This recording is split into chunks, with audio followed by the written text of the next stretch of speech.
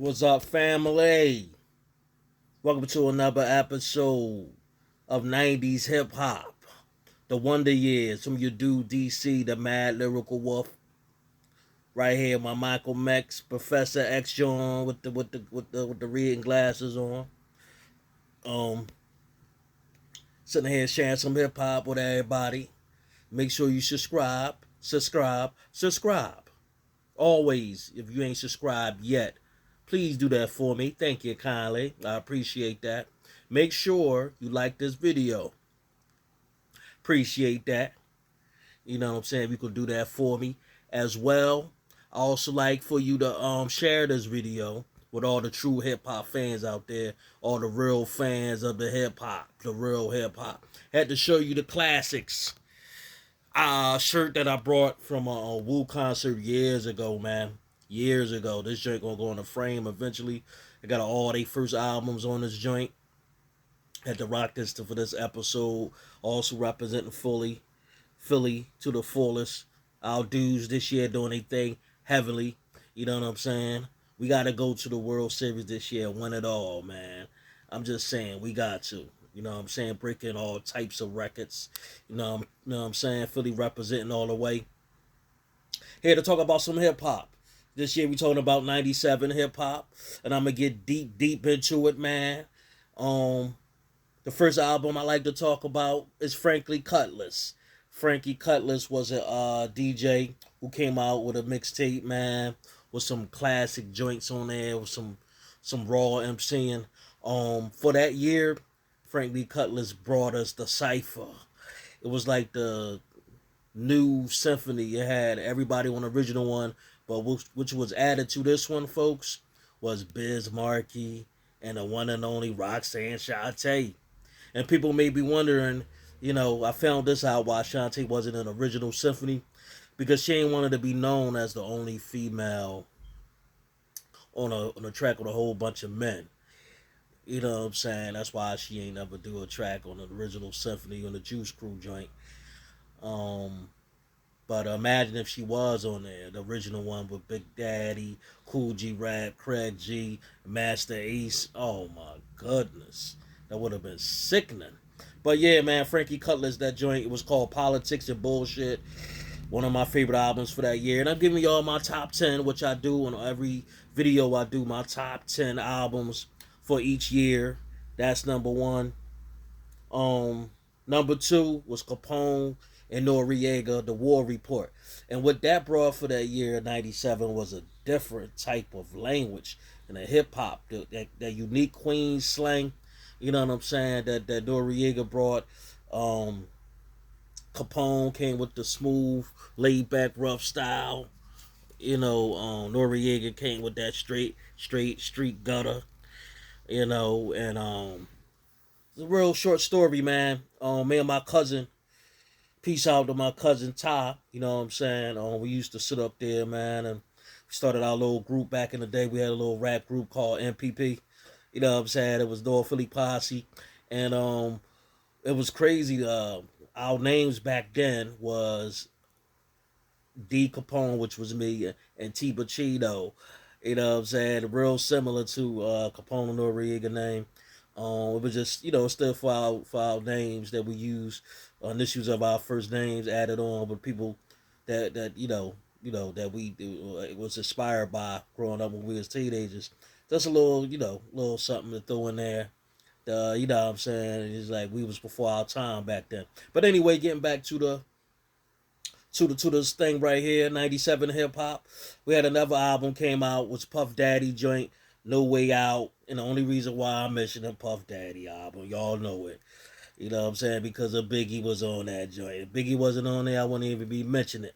We had the famous joint, the Benjamins, all about the Benjamins, was on there. Also a joint with Jay-Z was on there too, on that album. So that's what made it classic in his own. I ain't gonna never put Puffy up there as an MC. He always, even though he going through his little trials and tribulations right now, he was one of the best hype men in hip hop. You know what I'm saying? That we had. Can't deny him that. I can't say he was one of the best producers in hip hop because He sampled. He was like the sampling king, man, and took whole loops of songs, man, like Chic Joint that he got Biggie to rhyme over. Yo, hip hop was all about taking a little snippet, taking a yoke, and playing with it so it disguised it. That boy ain't had no problem, letting everybody know. He reinvented a lot of songs. I give him that. Yeah, I definitely give him that joint for reinventing the songs again. But No Way Out by Puff Daddy, because of my dude Biggie was in it, Junior Mafia was in it. Also was another album that came out, underrated MC, underrated album I gotta talk about, was Rampage, Busta Rhymes' cousin. Scout's Honor and The Way of Blood was to me one of my best albums of that year, man, that I really like. I listen to on rotation a lot. I might even listen to that joint as we speak. Put that joint on because I ain't heard it in a while. I used to listen to it all the time. I used to love that joint, Wild for the Night, with Busta Rhymes. One of my favorite joints in that album. But that whole album was banging. It's the type of album you can listen to without stopping, man. You know what I mean? It may have had like one joint on there you could probably fast forward through, but the rest of them joints was like straight, street, gutter. You know what I'm saying? Rampage, similar to his cousin Busta Rhymes, he had that wild style, that raw MCing, with the dreadlocks as well. Definitely a MC, underrated dude. A lot of people don't mention that much. I don't even know what happened to that boy, to be honest. Um, Damn. Killer Army, part of the Woo. You know what I'm saying? Part of the motherfucking Woo, affiliated with the Woo. One of the first groups that come out from that branch of umbrella of the Woo. And there was a lot of groups that came out. Sons of Man, some other people that came out. Um, they had the Killer Bees album, so many other joints that came out. But Killer Army, man, was a group, militaries type of style MCs on that military style of MCing, and hip hop style. They had that militant vibe and the urban street vibe that they brought to hip hop that year. Then we had my dude Common, man. He brought this album, was one of my favorite joints. It was called One Day It All Makes Sense. And I was lucky, man, real lucky one day to go in a record store. I think I mentioned this before. And I had met Common. Yeah, man, I had met Common, talked to him. It was like we was talking like we knew each other, forever. And I told him that it was like that was my favorite album. I got him to sign it, autographed it for me. I still got it in my basement to this day. The autograph of that joint. He was with Talib at that time, one of the bangingest concerts I went to, man. That's when like I think Tower Record Store was still open. That tell you a lot. Like it ain't no record stores even open no more. Like the ones like back in the day where you gonna get your CDs, your tapes, the mixtapes came out, the newest shit. You went there and got your joints. But you know, I met him, man, and we talked about this. This was my favorite album with him as a young buck on the front cover. And this was the Common that we know now, the conscious Common. He slowed it down for everybody. He was rapping fast at first. When he first came out, slowed it down. I think after he met Erica Badu, she put that witchcraft on him, got him to wearing the sweaters and the crochet shit. That's what he got on that conscious shit. But he got into like more conscious, more political. And I love this album, man. One Day It All Makes Sense.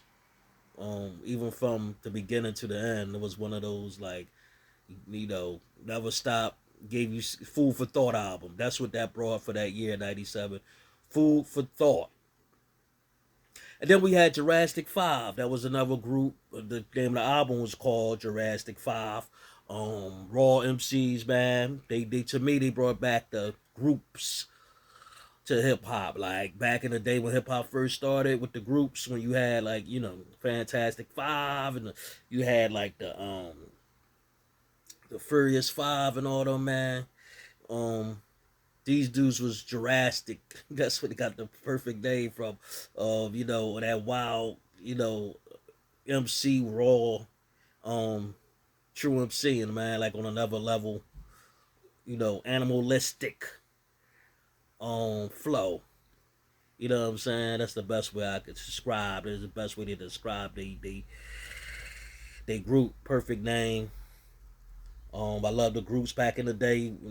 You know, when hip hop started, man, that's what it started with. The groups, like you had like 5-man crews, 4-man crews, 3-man crews. Run DMC made the duo thing with the DJ popular. You know, but that's why I liked that album, and that's why I liked the Jurassic 5. Pure MCing in its purest form. And then you had a female I gotta put in the mix, man. I tried my best to put a female in there. I can't discriminate. MCing is MCing. No matter what gender you are, no matter what age you are. You raw, you raw. Lady of Rage, man. Lady of Rage. A lot of people underestimate her. A lot of people call her a butch, whatever. But recently, she just told everybody she loved DICK, man. she said it. She said, "Look, I'm strictly dickily, dickily." That's what this lady of Reed said. They just say that because she wear the ponytails to dress like a dude and tomboyish. When you tomboyish, they always say that about you. But Lady of Rage, that whole album, I love that John. You know, I'm the roughest, roughest, roughest. I am the toughest, toughest, toughest. I love that verse right there. Lady of Rage just brought straight rawness, man, to hip hop for '97 with that album, man. Unnecessary Roughness was the name of that album for that year for Lady of Rage. Gotta give her props. And then we had Wyclef, man, from the Fugees. He did a solo project through Lauryn Hill a lot on there. That's probably around the time he was messing around with her. Um, but anyway, the album, man, was a cultural change for hip hop, something that ain't never been done in hip hop before. The dude made fucking beats and rhymed over an opera joint. Like, when was that ever done before in hip hop? Rhyming over an opera beat. When I listened to that album, that proved that hip hop, you can blend it with anything, man. Hip hop is timeless. Is unlimited. You can it's been proven that you just reinventing everything that was done before, from the jazz to the blues to country to rock. It's unlimited what you can do with it, man. It's all about how you can flow with it. And Wyclef, man, the Carnival was the name of that album, and it had brought some nice joints, man. Like the Year of the Dragon was one of my favorite joints with Lauryn Hill. And the Year of the Dragon, many men disappeared, as quiet as cut. They don't be back next year. Dum da da, dum dee do, dum da da, dum dee do. He sampled that joint from back in the day. It was a real big, good choice of sampling and blending his music with it. Did a real good job, man, with that album. The production, the lyrics blended well with that album. He had a lot of guest appearances on there. The album was raw, man, super raw. He had some rough joints on there too, man. Like, don't underestimate Wyclef, man. Real musical dude. That whole group, man, the Fugees. Big shout out to them, man. Everybody is, played their part in the group. But him with that music, man, with the guitar and with the rapping with it, you know, that double gift that he has. One shout out to Wyclef with the Carnival. I love that album. It was definitely a cultural masterpiece. Um, then we have the album that I definitely gotta give hand down to. My dude Rakim came out with the 18th Letter, his first solo project, man. It was different, but it was showing people that Rise, that dude, the king of hip hop for sure, the God MC. He brought that raw MC like he always do. Different from his other albums because he ain't had Eric B. Flavor on there, so it was like the up to dated, you know, beats and production. He had Premier on there. He had Pete Rock on there, DJ Clark Kent on that joint. Um, so it gave you the new flavor with that raw Rakim feel. The 18th Letter, man, love that joint. Who is God? That's like one of my favorite songs on there as well.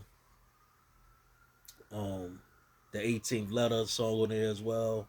There's a lot of joints on there I liked, man.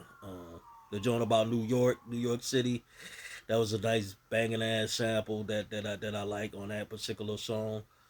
Um, like I said, it was to me. Like a lot of people may disagree. They may not like the album. I don't know what they could say about it. As a double album as well. Double. Well, back in the day it was a double CD, double tape. Um, really enjoyed the album, man. Really enjoyed it. After that, he started doing other solo projects. After that, he never teamed back up with the Air B and since the 18th letter, differences and production wise, and as they went their separate ways, what usually happens. People grow apart from each other and have different flavors down the line. But the 18th letter, in my opinion, was a nice little break on his solo joint. Him doing his thing on a solo dolo. And there you have it, man. There you have it. 97, my top albums of 97. 1990s hip hop, 97 raw. Make sure you give a message in this joint down here and let me know what was your favorite album on 97. A lot of more albums I didn't mention. A lot more. Just can't squeeze it all into this joint. I'm already giving you like close to 20